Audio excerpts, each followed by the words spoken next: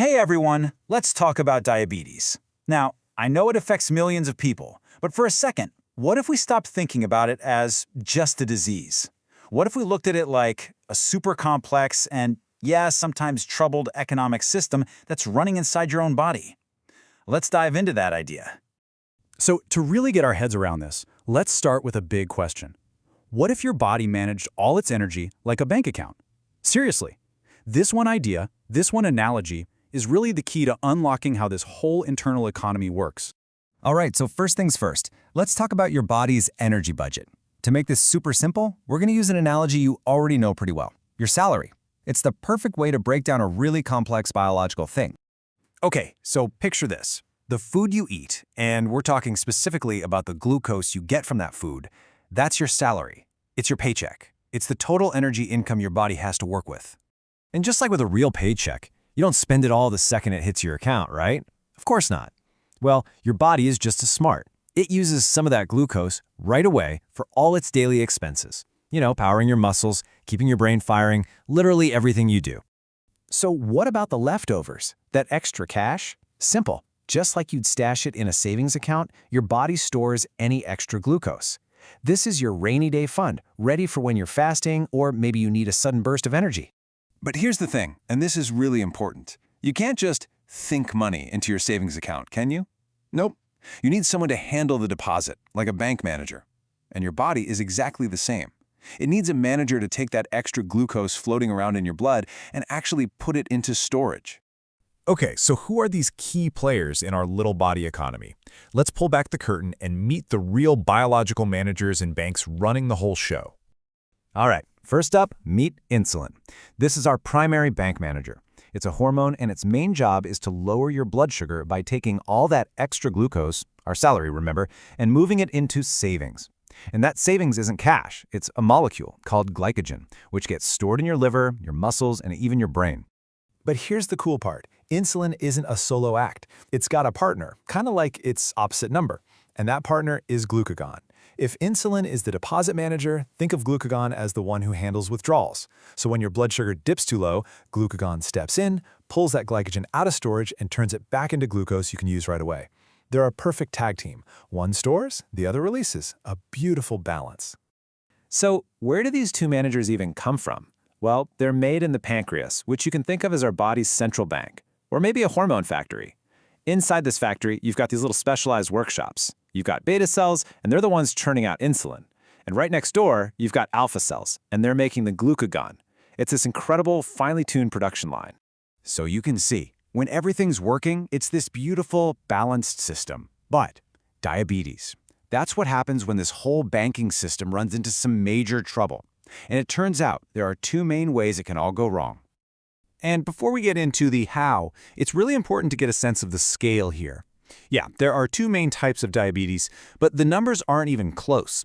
A whopping 90% of all cases around the world are type 2, so it is by far the more common of the two. Okay, so let's break down exactly how this system fails.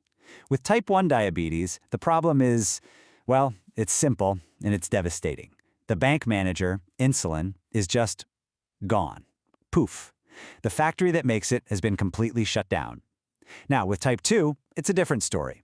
The manager is still there, showing up to work every day, but the vault locks are all rusty, the cells themselves have become resistant, so they just don't listen to insulin's instructions anymore. So why? Why do these breakdowns even happen? Well, type 1 is what's called an autoimmune disease. Basically, the body's own immune system gets confused and attacks and destroys its own insulin-making cells. It's a case of friendly fire. Type 2, on the other hand, is a bit more complicated. It's usually a mix of your genetics, what you're born with, and lifestyle factors, things like diet and not getting enough exercise, that eventually cause that insulin resistance. Now, when your body's energy economy is in a full-blown crisis, it doesn't just happen silently. It sends out distress signals, some pretty clear warning signs. So let's talk about how to read those signs, from what you might feel every day to the tests doctors use. You know the classic symptoms? They all make perfect sense when you think about it. It's all about the body struggling to deal with all this extra sugar in the blood. First, your kidneys go into overdrive trying to flush it all out, which means you're running to the bathroom a lot. All that urination makes you dehydrated, so you feel incredibly thirsty. And at the same time, even though there's tons of sugar around, your cells can't access it. So they're starving, which makes you feel super hungry and tired and can even cause you to lose weight. So to get the real story, to get a definitive answer, doctors have a great tool called the HbA1c test. And honestly, the best way to think about it is like a quarterly audit of your energy account.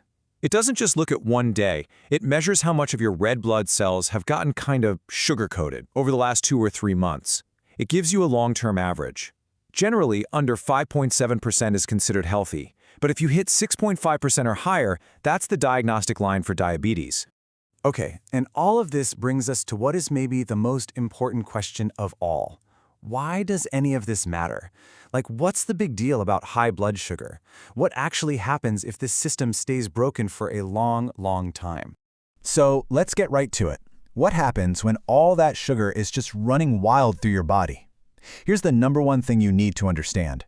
At its core, uncontrolled diabetes is a vascular disease. That means it attacks and damages your blood vessels, all of them, from the biggest arteries down to the tiniest microscopic capillaries. And usually the damage shows up first in the really small, delicate vessels. In your eyes, this is called retinopathy, and it's a major cause of blindness. In your kidneys, it's called nephropathy, which can lead straight to kidney failure. And in your nerves, it's called neuropathy. That's what causes all that pain, tingling, and numbness, especially in your hands and feet. But it doesn't stop with the small stuff. Oh no, that high glucose also speeds up the process of your large arteries getting hard and clogged. And when that happens in the arteries of your heart, that's coronary artery disease, which leads to heart attacks. When it happens in the brain, that's a stroke. And in your legs and feet, it causes something called peripheral artery disease, which chokes off blood flow and is a major reason for amputations. And all of this damage, it leads to a really, really sobering reality. Worldwide, someone dies from a complication of diabetes every 5 seconds. Just let that sink in for a moment.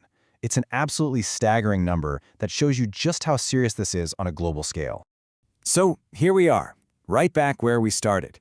Your body is this incredibly complex, delicate economy, and its long-term health, its success, really depends on how well that whole system is managed. So the final question, really, isn't for me to answer. It's for you. How are you going to manage your account?